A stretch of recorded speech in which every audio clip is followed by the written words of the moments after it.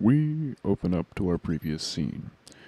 You watch as the other group fade away from you. You hear them speaking behind you as you go down these metal stairs, talking about which one's the arsonist. You hear the intercom come on of those famous words of Tamari. Looks like our exam is over. I congratulate each and every one of you. This was vastly entertaining. It seems like our two arsonists have been caught. Now, if you could kindly all make it back to the main room in which we had started, we can continue our fiasco. As the intercom would cut off once more, the alarm lights that were on previous no longer blaring. We hear as the lights go over and over until they stabilize into this solid white that fills the rest of the airship. As you go down these metal stairs, it begins to darken again. Seems like the lights out in this area were entirely scorched or perhaps even broken. As you begin to make it down those metal steps, you enter back into that cartography room in which, well, you discovered. You now stand outside the lounge, peering into this dark room. No torch. No flashlight. No lights. It's all shadows again.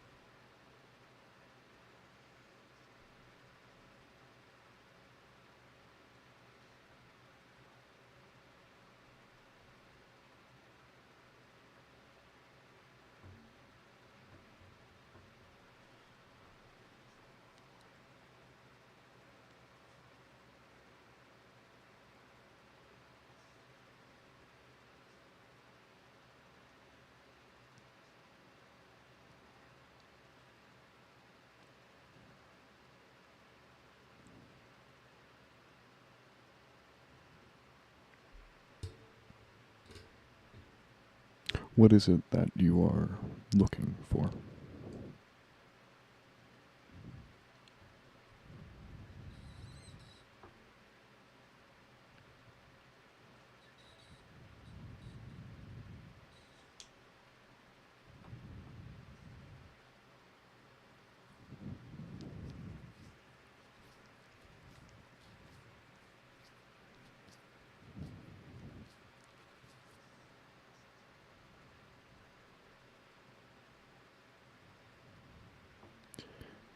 As you would feel around the room, you watch as your vision acclimates to the darkness.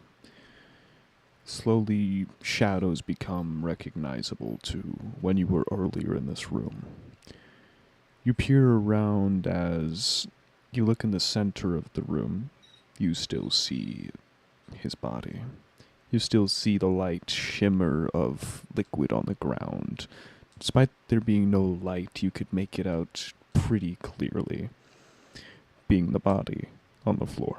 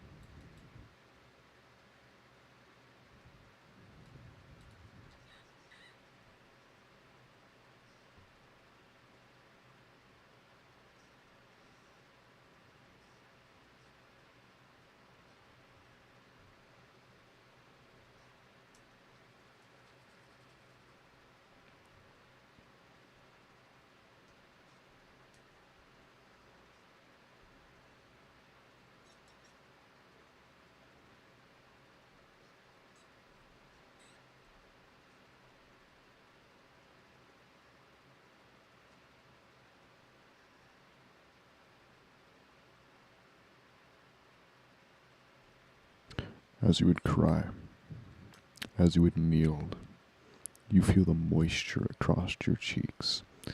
It runs down in streams, starting as a steady flow, starting as droplets.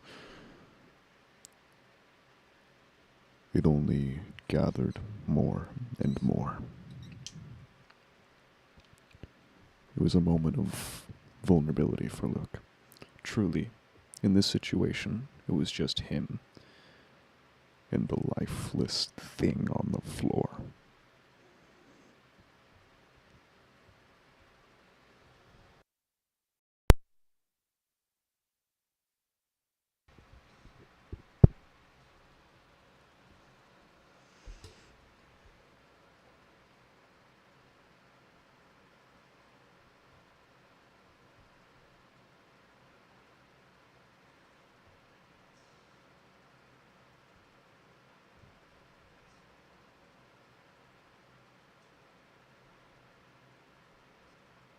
Yes.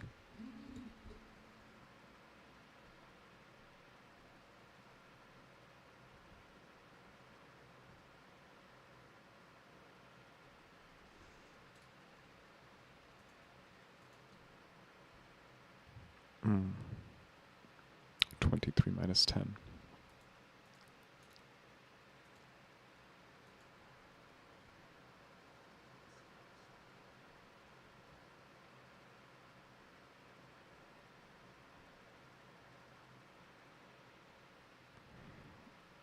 I'll let you do what you want here, man.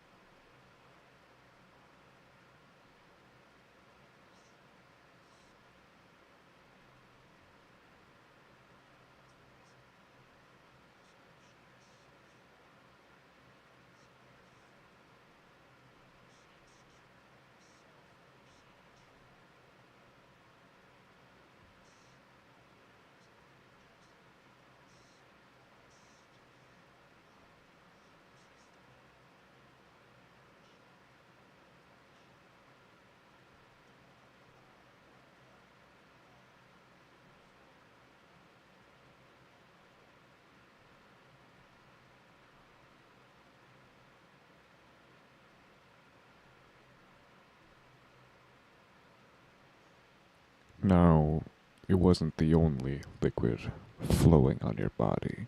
Your tears stop, but your blood flows. You feel it drip across, down your arm, in little droplets until it flows. You feel it in between your fingers on your arm. It begins to drip down your fingernails, dirtying and sullying it.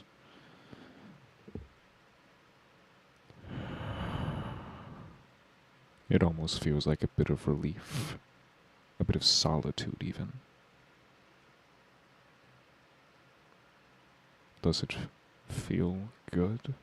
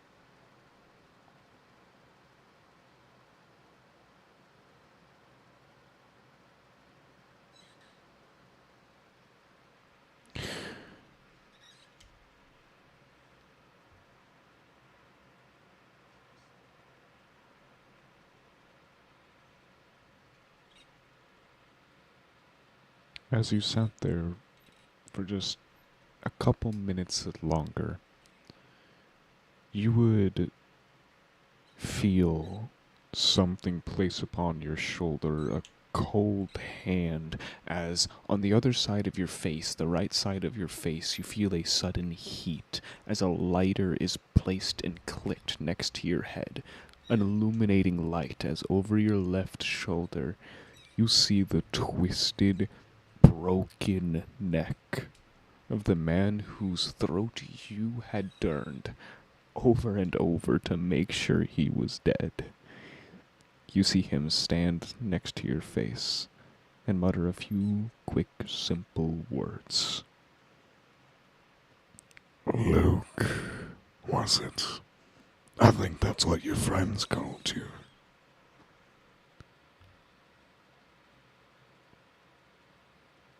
You've been crying now for about 5 minutes over this thing.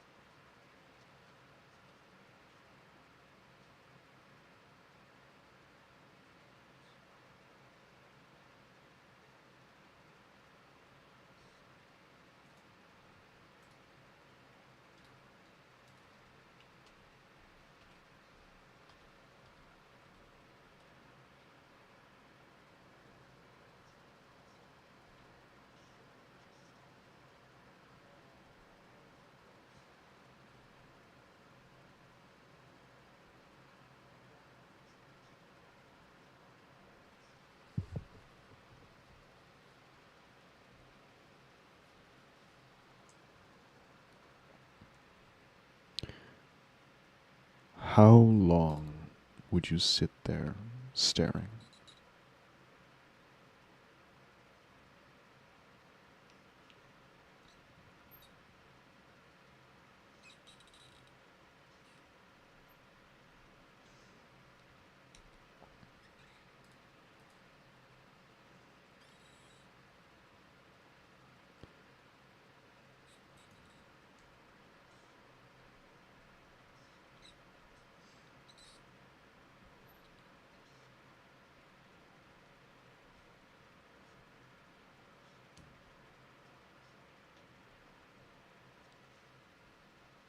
You would see each individual scar on the man's body flicker in the light of the lighter.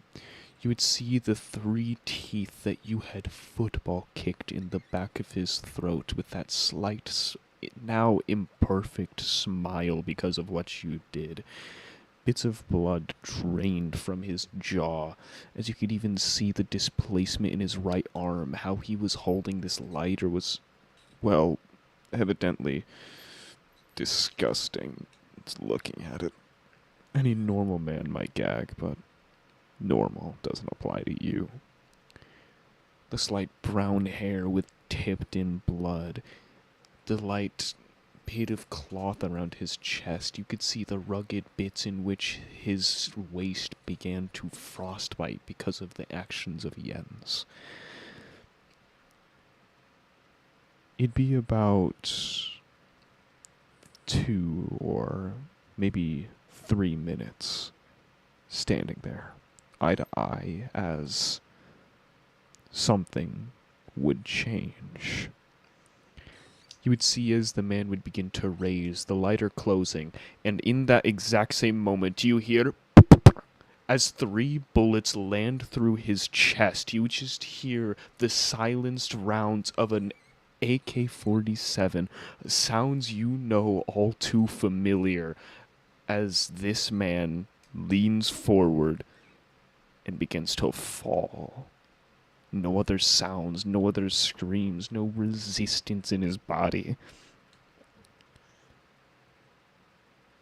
As you see a red dot appear next to your vision when he falls. A red dot you recognize.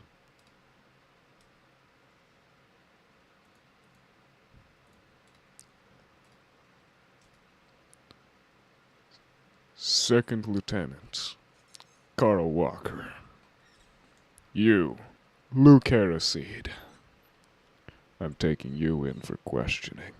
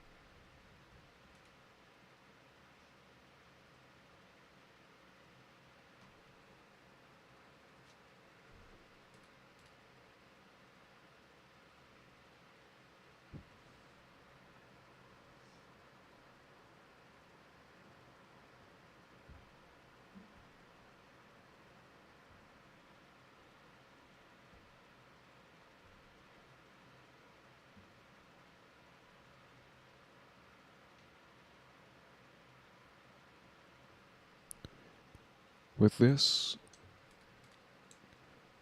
you would feel a gloved hand placed upon your shoulder, that red dot steal upon the left side of your face, signifying there were two men in the room now.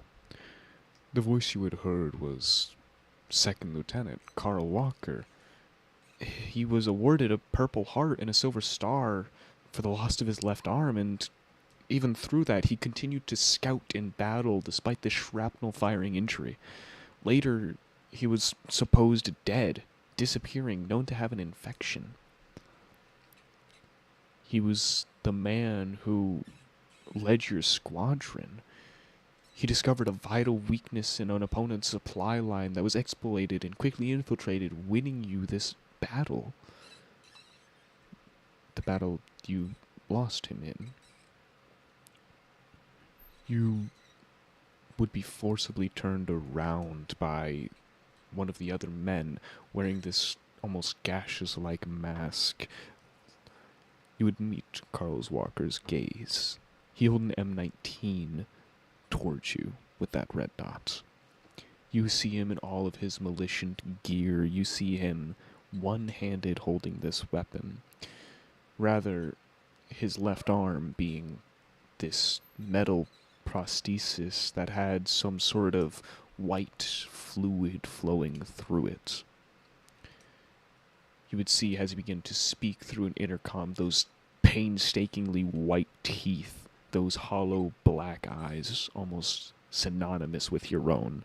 That tan, scarred skin you saw having burns all the way up it. As he began to speak, you would simply hear, Subject apprehended. Taking him in for first questioning, then taking him to the penitentiary in Stillheoul.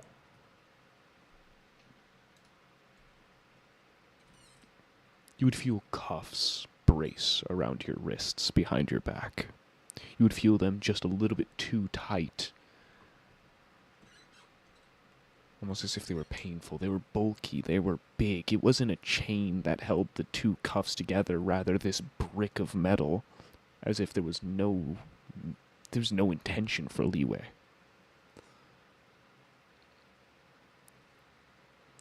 On your feet. As you would feel him kick into the back of your knees.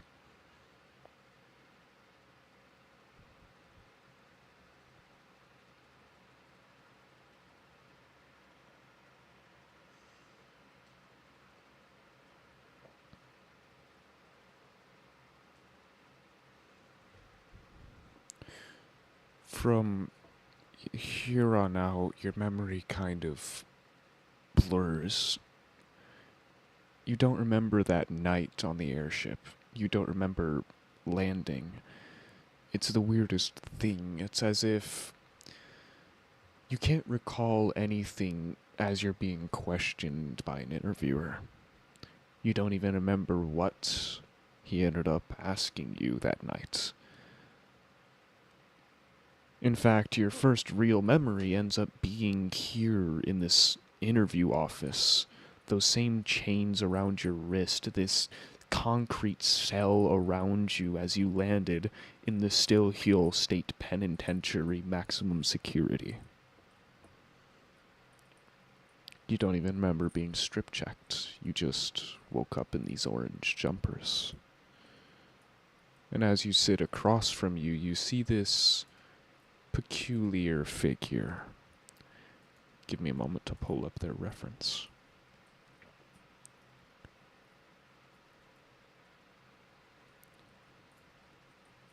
I'm sorry, this is going to take a second. I didn't have it prepped beforehand. I'm so smart, right? I'm so smart. Unfathomably smart. Perhaps even a genius. There you are, my queen. Alright. You would see this rather tall woman in a flowy black dress. This purely pale white skin, almost looking like the same corpse in which you had remembered in that room. She had this extremely bizarre and evidently unique hairstyle, being this black flowy hair, but it was not gelled up, but rather it stuck up in different parts like legs, as you can quickly realize it was almost jutted out like a spider. She had a clipboard in her hands alongside this, not a pencil, not a pen, rather a quill. Luke, you're being extremely unhelpful. Can you not tell us anything else about your lieutenant?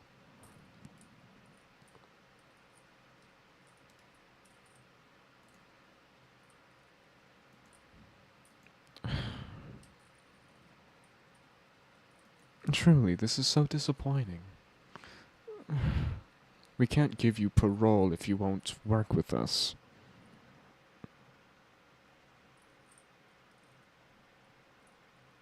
He's a dead man by all we're considered. You don't have to defend him anymore.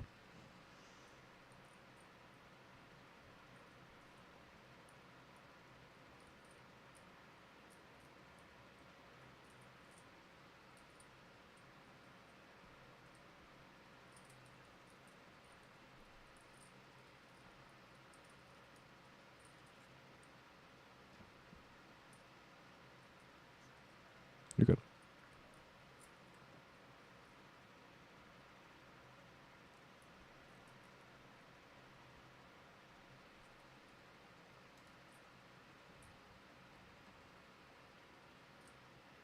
Yes, at the airship.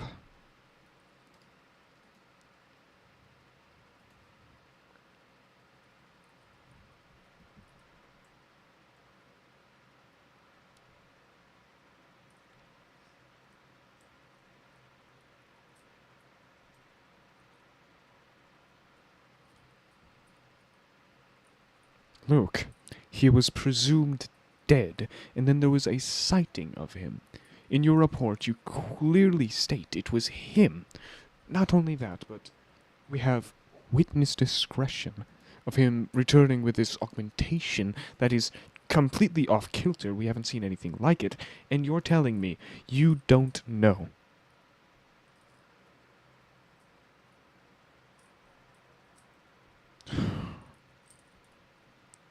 Put him back in solitary. Maybe he'll know then. I'll be back in a couple of weeks, darling. I do hope you'll be willing to discuss, as the woman you would now know as Shura would stand up, beginning to leave.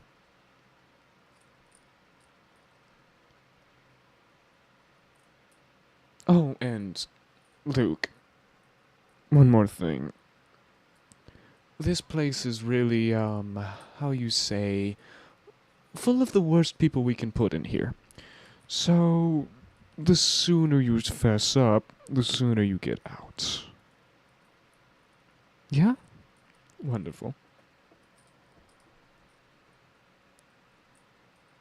Pushing her clipboard up to her waist and docking the quill behind her left ear, she would leave. The metal door opening as you can hear multiple bolts shift and snap, a key being inserted and clicking out, a bar being moved out of the way as she stepped out. The lights in your room would flick off, going completely black, as you could hear each lock being reassembled, as you could hear each bolt being rebolted, as you could hear the strings being put back in place, and you could hear the key lock.